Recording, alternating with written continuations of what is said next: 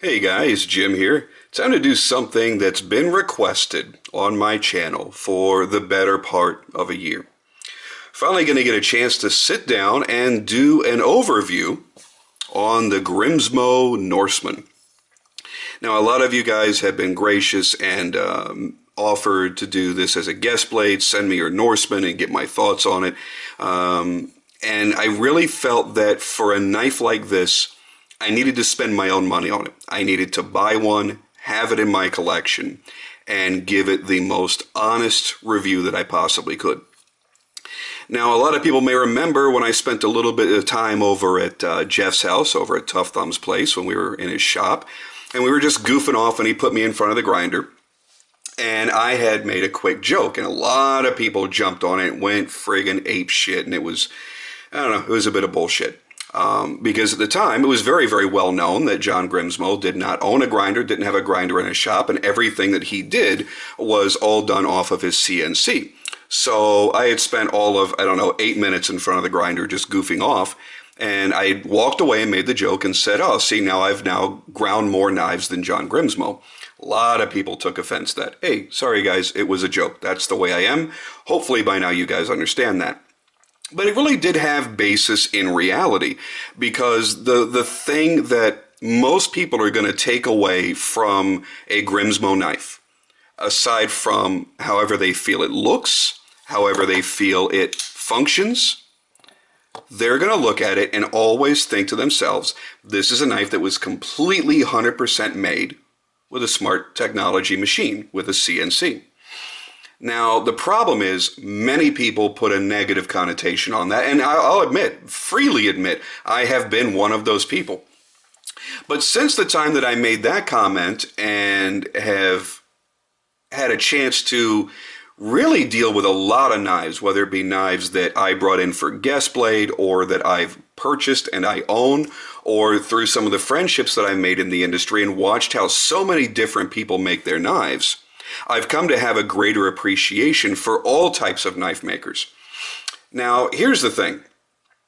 When people start making the comparison between Grimsmo and other makers, what they tend to do is compare them to Brian Ty. And there really is a world of difference there. Yes, Brian does do the same type of work in his blades as far as doing a CNC, but he's obviously doing it more as an art form than anything else. When you compare the two blades, you'll see a very sharp definition in between each of the ridges, and he calls this his fluted blade. Now, you can also get a blade like this, which is a compound grind and a Damasteel blade, where, of course, you obviously do not see any of those ridges because he's not making the blade in the same way. And then, of course, in my Ty Perella right here. So he has different methods, but he's also been doing this a hell of a long time as well. So I don't think that it's really fair to draw that comparison, because in my opinion, and now having handled this knife for a few hours since it arrived today, and being as impressed as I am with many of the things on it, I really honestly think that the Norseman and other knives that John and Eric choose to manufacture in this way, I don't think they could be compared with other knives. I honestly think that this is somewhat of a new era in knife making. Now, here's what I mean. You've got a guy that is so obviously brilliant and talented with his CNC that he could do pretty much anything. I mean, for God's sake, the guy is making his own bearings now. I mean, he's doing every teeny tiny little thing himself. Doing things like the custom pivot that you see here. You know how many times I have knocked a custom maker for creating a beautiful, $1,000, $2,000, $3,000 knife that's exceptional in every way, and they use a cheap standard pivot screw, or they use a cheap standard bent spring clip. This guy is giving you stuff, and I'll discuss the price in a moment, that's actually kind of amazing. And yeah, it's smooth. The flipping action is incredible. He's really done something interesting here. Now let's talk about the knife for a second, then we'll kind of go back to the maker and the way that these are being made, and why I feel that you can't do a direct comparison between the Norseman and pretty much anything else. First off, you're looking at about a 3.65 inch total length in the blade. It's an RWL 34 blade. I do believe it's stamped. There it is, stamped right there. RWL 34. This happens to be number 228 that was built. It was built in January of 2014, so it should have most of the new upgrades that I keep hearing about from people. It's just about 8.5 inches overall length. But here's the cool thing: because of how slim it is, and it doesn't really stand up on its own. Because of how slim it is, this only weighs around 4.5 ounces. This is one of the lightest weight full-type frame locks that I've ever handled. It really is pretty damn amazing. Now, the only side-by-side comparison I can really give to a similar type of knife is going to be in the Shirogorov Model 95T. It is very similar in a lot of ways, in its length overall, in its blade length, in the slimness, in the construction, the way that it was built, and the fact that there's a lot of custom touches built into it for a fair price. Now again, yeah, right now people are paying $1,500 to $1,800, $1,900 for this. This was a $600 knife a year ago, before certain things, certain factors came into play. So it really is a fairly decent apples to apples comparison. Now this is obviously a hand ground blade, full flat grind, and things like that, but taking away the processes that are involved, just the way that it's built, just the way that it's made, that it's slim, it's lightweight, it's a rocket fast flipper, and there's a lot of similarities there. The way that they hold, the way that they carry, very, very much the same. So I will say this, bang for your buck, I think this knife has got it. Now here's why. There are plenty of makers out there, and I don't care how well established they are, what kind of name they've built for themselves, how much is done by hand, how much is done by machine, that make a flipper that doesn't fucking flip. We've all been there, we all know it. It's a fact of life. Some guys have perfected the art, some guys do really good at it, and some guys just suck at it. And that's just the way it is. Without naming names, that's the way it is. This guy comes out of the gate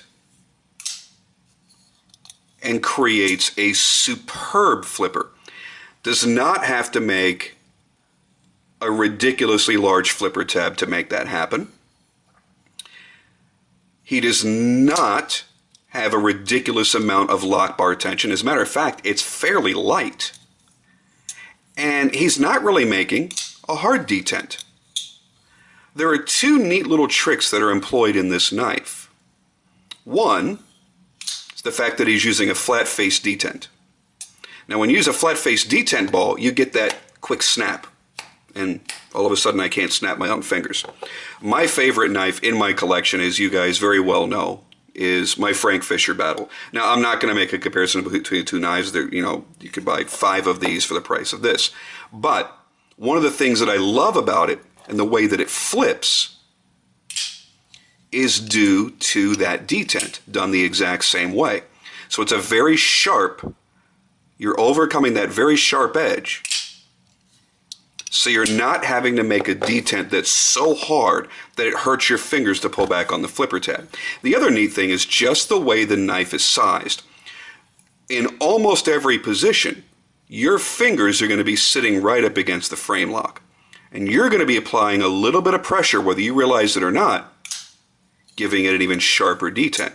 Now, if I'm purposefully holding it back here, which is how you really should be doing it, and not applying any pressure to the lock bar at all, it's actually a pretty soft detent. There's really not a lot of strength required to get that to open up. Actually very, very little. But in a normal handhold, I'm applying my own detent strength and I don't even realize it. Well, obviously I do because I'm speaking about it, but I mean in general you wouldn't really realize that that's being done. That's friggin' genius. Now, I don't know if he did that on purpose or if that's just a happy side effect of the way the dimensions of the knife work out, but I think that's brilliant. Now, some of the things that I love about this knife, number one, I do love that pivot. Classy. I do, however, wish it were larger because you've got, I mean, it's not a big knife, but it's kind of lost and it makes the pivot seem puny and tiny. Although it's not, it makes it seem that way. If it were me, I would prefer something maybe 50% larger. But the decoration itself is very clean, very classy, very nice way to represent the brand.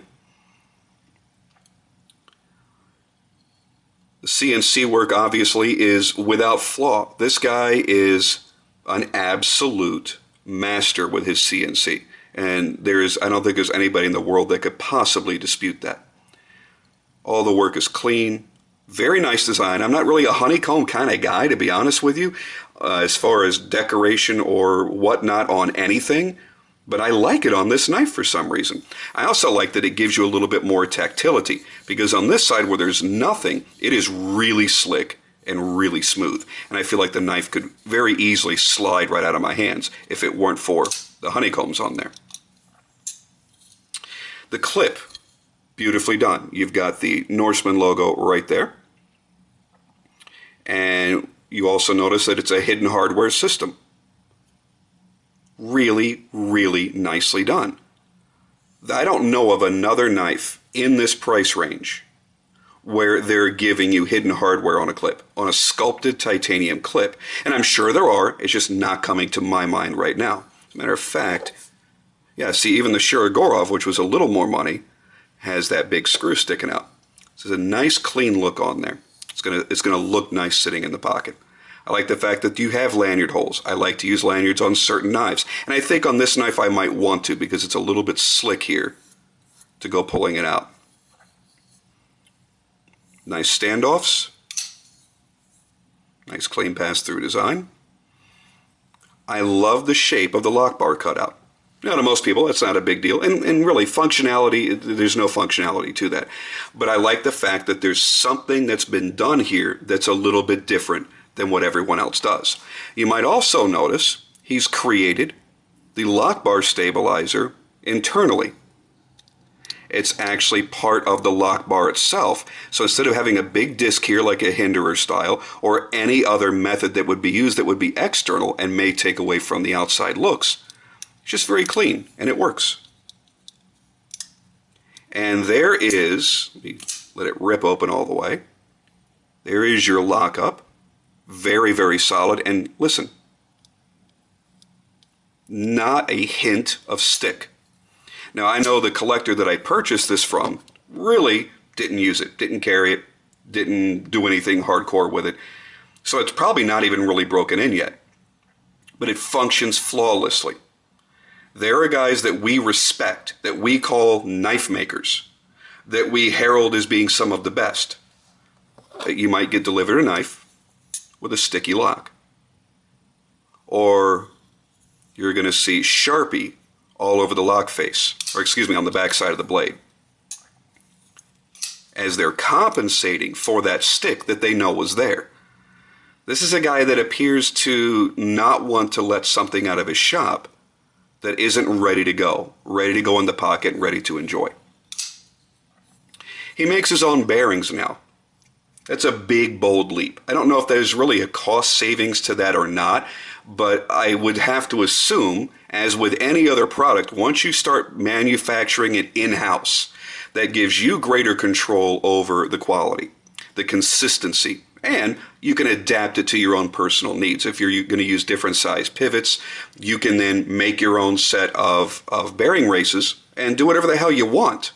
So I think that was a really bold move on his part to do that. I'm sure it took a lot of time for him to do it, to develop the tooling that's required to do that and figure out how to do it if he's never been shown how to do it by anybody else. And that's time away from making knives, which is his primary source of income here. God, I can't get over how friggin' smooth that is. I would only want to see a larger flipper tab just because of how quickly that blade wants to close on your thumb. It really does want to drop in there. So I love the way that this has been done. I love the design that's been done here. I'm not a green guy. When I actually agreed to purchase this, the pictures I was going off of, apparently his white balance was way off on his camera. It looked much more like a teal blue. I'm like, oh shit, yeah, that's cool as hell. But I'm fine with the green. The green actually looks pretty damn good. It's a lighter, almost a seafoam green. So very, very cool. So I like the color, although I don't typically go for green. There is an inconsistency to the anodizing, however, that I don't know if it was done on purpose, if they really wanted to do lime greens in with the seafoam green. The clip actually does not match the frame at all, and that may have been a design intent. I don't know. I'm not the person who ordered it. I've never spoken with John or Eric. Eric's his brother, by the way. I apologize for that. John is basically the guy that does all of the CNC work, all of the builds, and then Eric does all the finish work, the final fitting, I assume, does all the finish work, anodizing, any customization, and puts the final edge on each of the blades. So it's a really nice system of teamwork that they've got going on there. So I don't know if I've never talked to Eric, so I don't know if that was his design intent to have the contrasting colors, and perhaps that's the way it was. But what I could say about this is it works, and it works well, and it's sharp as shit. Oh my God. I've already opened 2 boxes with this because it happened to be the knife that was laying out when I got my other deliveries tonight. I just went ahead and sliced into them, and it is crazy sharp. And even up here, because I ended up using, oh, there's still a little bit left on there. Sorry about that, guys. I even ended up using the tip to get into one of the boxes. It just was just gliding right through the cardboard. Just incredible, actually. I honestly thought that the ridges were going to slow it down, that it was going to slow down as it was going through something. And I really, honestly, didn't notice any cutting performance difference between this and what you would want to consider a standard blade. The stone wash that's on the blade is really, really, really nicely done. It looks great. Very sparkly, very cool, very nice, very consistent. Has a nice sheen to it. Now, the problem for me, I don't really like the blade shape, and I'm a Tanto guy. I'm not a fan of the blade shape. I don't like that the Tanto isn't flat, that it curves, and that it comes upward here. I understand the utilitarian purpose for it because you can take and you can rock that blade really, really easily. It's going to be a great performer. I honestly can't think of anything that you couldn't use this for. But I'm just not a fan of how it looks aesthetically. And on the aesthetics, this was the one thing that I knew was going to be a hitch for me, just from seeing this in the pictures. Are those CNC lines going through that blade? Now again, I know he's doing those purposefully, and it wouldn't take a lot of work for him to just buff those right out if he didn't like them. So it's part of his design process. That's cool. It's just not my thing. Is it a deal breaker? I gotta be honest with you, it does everything so well, and it does it in such a compact frame. It's hard not to like it. I'm the kind of guy that I try to be as honest and I try to be as unbiased and fair and open-minded as I possibly can be. And I think this is probably the greatest testament to that, because I got to tell you, I like the knife. I don't love the knife. At least not yet. It could be one that grows on me.